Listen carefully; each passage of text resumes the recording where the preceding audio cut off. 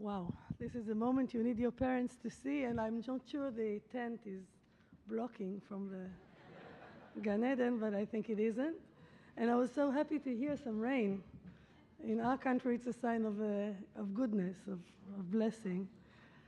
I'm very excited, moved, and grateful to be here. My dear friend, thank you. My dear friend, Chancellor Arnie Eisen, Board Chair Abby Joseph Cohen, Provost Alan Cooper, fellow honorees, Rabbi David Ellenson, former Governor of the Bank of Israel, Professor Stanley Fisher, and my favorite author, the greatest of contemporary Jewish writers, I would leave aside Jewish in my eyes, Mr. Philip Roth. Dear graduates of all 5 schools, you're all there? Members of the faculty, you're here.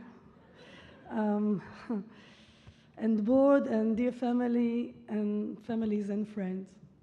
I feel a little bit in the best Purim party of the Jewish world. I've never had such a costume.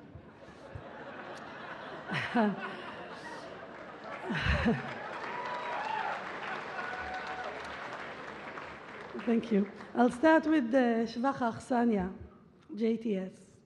The Jewish Theological Seminary has a significant place in my life. I came here several times through my life.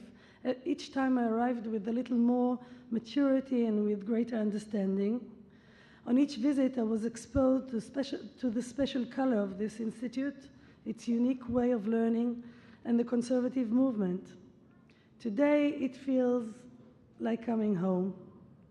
I feel a bit at home. I understand the language, some of the signals and signs. I pretty much know what to wear, how and what to say, whether I should be fashionably late or professionally early. There is a special mixture of American and Israeli Judaisms here, of academia and yeshiva, of home-like intimacy and academic excellence. The first few times I was here, I came as an observer, trying to figure out if the local people here are friends or not.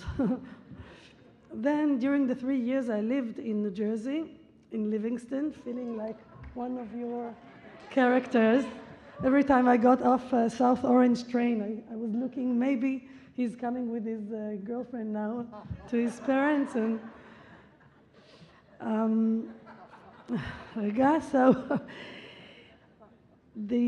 during the 3 years I lived in New Jersey, the library of the seminar was a place I used to run away to, my study place.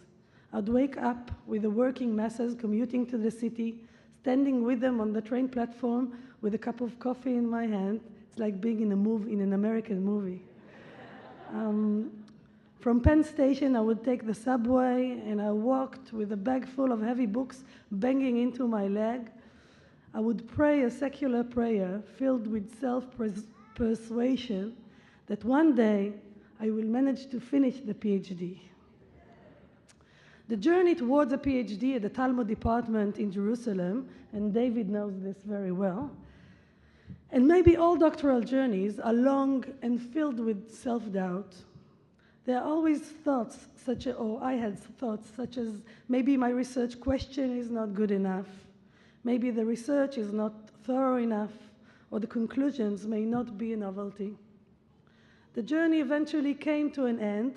I must say, I don't know if it will ever end without Professor Jeffrey Rubinstein from here. I don't know if he's here today, but please tell him a big thank you. And Ismail Shosh that let me study here and feel at home, and even get my own carrel, which was my little place in New York. The journey eventually came to an end, and I earned my PhD. I already had an experience of establishing the first egalitarian Bet Midrash, Elul, followed by 17 years of work at Alma, in Home for Hebrew Culture in Tel Aviv. After that, I went to work for the National Library in Jerusalem, and from there, in many ways to my surprise, I found myself in the Knesset, and here I am today, deeply honored by your generous gesture. As I changed and evolved from visit to visit, I also witnessed JTS develop, renew, and enrich itself constantly. And an artistic sensibility was added to the academic solemnity, I don't know how to say that, solemnity, something like that. And it has, and it has the strength to connect people and texts in a significant way, which enriches the place with contemporary relevance. Over a year ago, I moved to a new workplace, the Knesset, but I feel I still work, as always, for the same boss and for the same goals. It's the boss. The Knesset is largely a realization of, in my eyes, of rabbinic culture. The legislation is the pinnacle of research, deliberation, and controversy. The difference between the parliament and the Bet Midrash is that at the end of the day, at the end of the process, there is an actual law. It's quite frightening, actually. It is sometimes difficult to see through all the daily parliamentary work. I watched on the plane here for the first time House of Cards, and I got a bit worried. But with some perspective, it is easier to remember that the goal is to create a Jewish civil public space, one with flavor and character. Israel is a country where ethnic and religious identities are not private matters occurring behind closed doors, but a joint enterprise of the different communities living in it. My dream is to create a public sphere which enables a rich Jewish life, also for those who do not find their place in a synagogue. This dream is being built, among other things, through legislation, such as the Civil Union Bill, who I have the honor of working on together with the colleagues from Yesh Atid. Through national projects such as the Sabbatical Year Project enabling Shnat Shmita, which is coming next year, enabling financial rehabilitation and debt settlements for families with economic difficulties.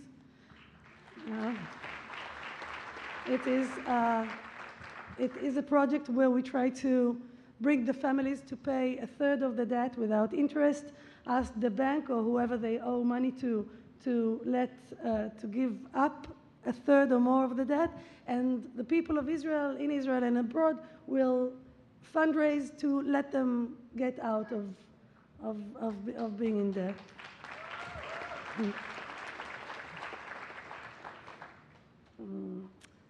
And through free public education, which teaches our children the ethos of Jewish people who were slaves, left Egypt, and are ever since learning how hard it is to be free. I've been thinking, what does a chancellor of a rabbinic seminary, my favorite rabbi, David Ellenson, head of a movement, and, oh, I'm sorry, the first one was Arnie. Where are you? Arnie? A head of a movement, that's my favorite, David. An economist, who we are hoping will one day be our president. But actually, I would have any of you as our president. It would be, there's still a month to go.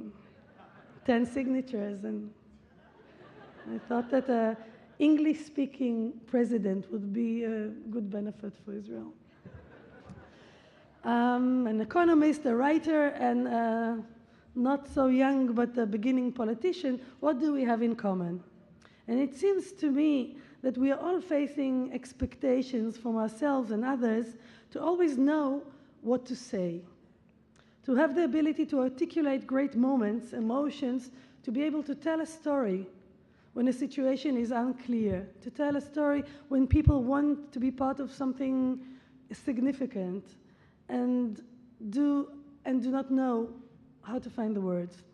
As leaders, the goal is to tell a good, seductive story and yet speak the truth, to stay close to the experience, to not let the words get so sophisticated and to fall in love with them that overlap or cover the meaning, to look at the listener, to be attentive, to select words which will bring you closer to where they are.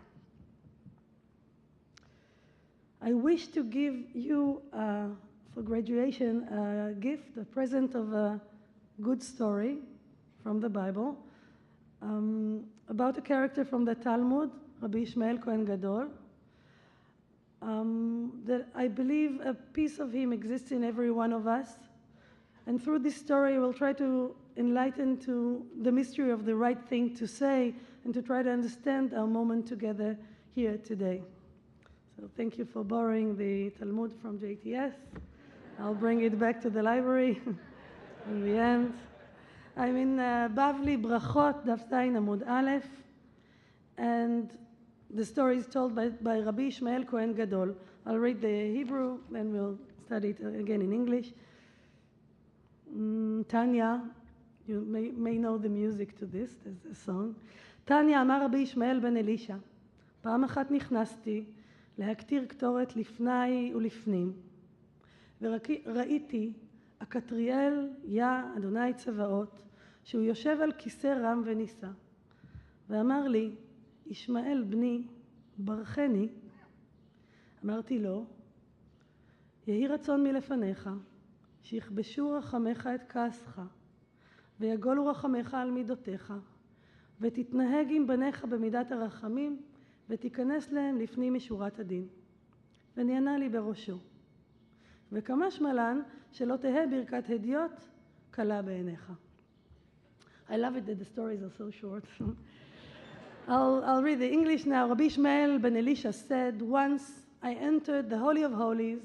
Of course, he is the high priest, and the day is the Day of Atonement, Yom Kippur, which is the only day, and he's the only person who is allowed to go in the inner of inner to the holiness, to stand in the nuclear of the temple. And he goes in to burn incense in the innermost sanctum. To burn incense is part of the choreography that a high priest had to know by heart and recite all night, not sleeping and not eating, and he's barefoot and he's all alone. The temple is completely abandoned. Everyone is outside. The people of Israel are waiting outside to see if everything goes well. It will be a sign of blessing. And he has to do the jobs of everyone, all the staff of the temple that day, all by himself, and that it includes slaughtering a bull, among other things. And this is a moment where he goes to the innermost place, closest to holiness. Now, the Holy of Holies, what's in it? Remember, Second Temple class? What's in? There's nothing. It's empty because Luchot HaBrit that were there in the first temple are now gone to Rome or wherever. And so there's emptiness, and he has to go inside, but there is the presence of God, and there's no evidence of anyone seeing anything in there, and it's quite frightening to go in to this emptiness, to bring the incense and go out. And suddenly he says to us, so he goes in, and I saw. And who does he see? Katriel, Ya Adonai Tzavaot. It's a name that exists only once in the Talmud, and it seems to be God. And he's sitting on a high and lofty throne of compassion. Now, this was not expected. You know, if you read the Bible, that you're not supposed to meet God. And if you do meet God, it's not going to end well for you. It's not the regulations. And suddenly he goes in, doing his own business, and he sees Katriel, Yad Adonai Tzavaot, sitting on this high throne, and what is he supposed to do now? I mean, there's no... What's the right thing to say? And not only does he see God, but God speaks to him, and he says, Ishmael says, he said to me, Ishmael, my son, bless me. First of all, he knows his first name. And he's breaking it's an intimate moment when somebody calls you by your first name and calls you my son. Ishmael, my son, give me a blessing. I'm sitting here all alone, God, in the temple, Yom Kippur. Nobody came, nothing to eat. Nobody talks to me, and I'm so lonely. And now this is not written in the Talmud, please excuse me. But I feel, how will I say it if this is streamed? It's going to be dangerous in the Knesset later.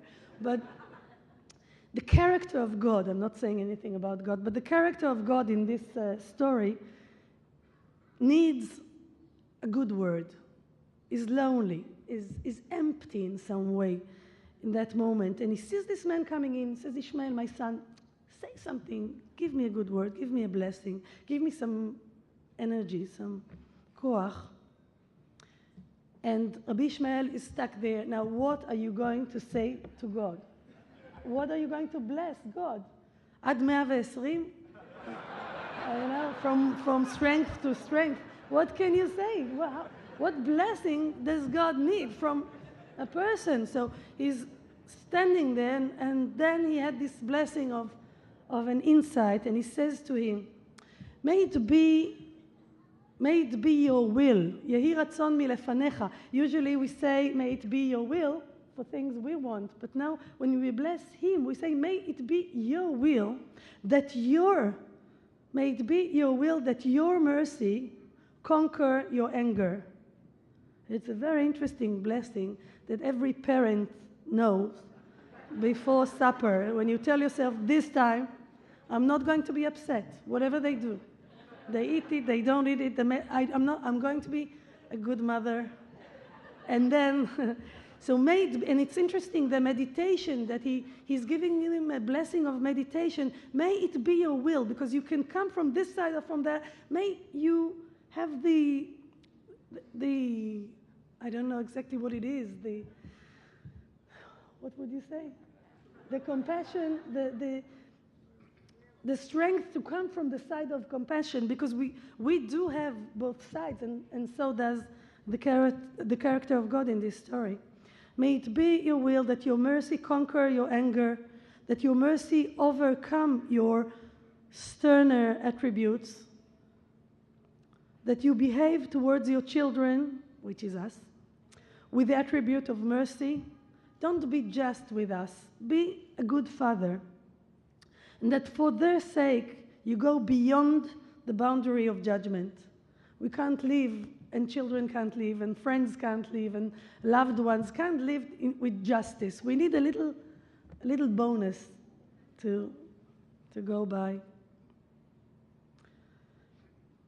And then God, he nodded to me with his head. God says, thank you. I think that's what he says. He's like saying, Sachten. And the Talmud now says, what does this come to teach us? It teaches us never to underestimate the blessing offered by an ordinary person. In my simple words, if you come out of a Leonard Cohen concert or a Philip Roth meeting, and you think he's not interested in my blessing, I mean, he knows he's good, you're wrong. He does, or she does. Even God does sometimes need a good word from a human being. So far, the Talmud tale. And here are some of my thoughts. Usually, the learning that emerges from this story is the words of the Talmud, She'al teheh birkat hediot kala be'enecha. That you don't think that a blessing by a simple person is not important in your eyes. In this story, we see that even God feels abundant sometimes. Even he needs a good word. God turns to the high priest using his first name and the term my son, and in so doing, he transfers the conversation between them to a personal and intimate moment.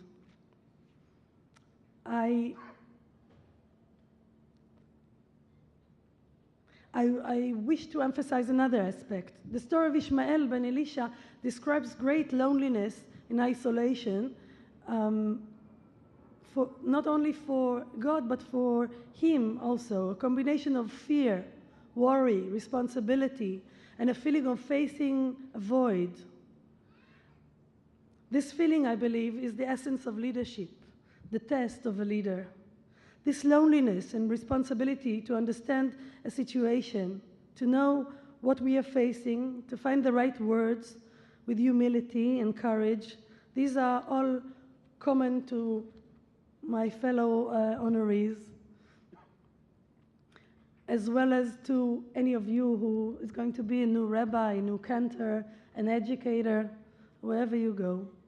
Much like Rabbi Ishmael, we have often found ourselves facing a complicated situation or a claim that seems so great that we felt it exceeds our abilities. Blessed be he or she who does not run away from it, stay in the moment, remain human, never get the illusion that a certain position makes us grand. Find the right words and express your feelings honestly. The Mishnah knows אם שגורה תפילתו בפיו מקובל, ואם לא שגורה תפילתו בפיו אינו מקובל, knows the feeling, and the wise person who says it already knows while things are said if they are accepted and understood. The sense of the words flowing through me on their own, as if all I needed to do was just to allow their way out, is a gracious and sweet feeling. I congratulate the graduates today, those graduates getting their BAs, those in the graduate school of Jewish studies, don't worry, the PhD will come. Those in the Jewish education graduate school, those in the cantorial school, and those graduating rabbinical school. May you all experience the feeling of leaders, and when asked to give a speech, remember to breathe for a moment, glass of water, leave aside the fear, but keep your humility, be attentive, listen, and read the listener's eyes. Meet the depth of their needs. Put yourself aside and enlighten the listener to the best of your ability. I'm sure they will nod back at you. Before I say Mazal Tov and Toda, I want to say that I see as part of my mission in the Knesset to be your voice in the Israeli society and in Israeli Knesset. I hope you will see me as your representative, and let me try and help if there's anything we can do to make you feel a proud shareholder in the great project of building a homeland for Jews in Eretz Israel. Mazal Tov, and thank you very much.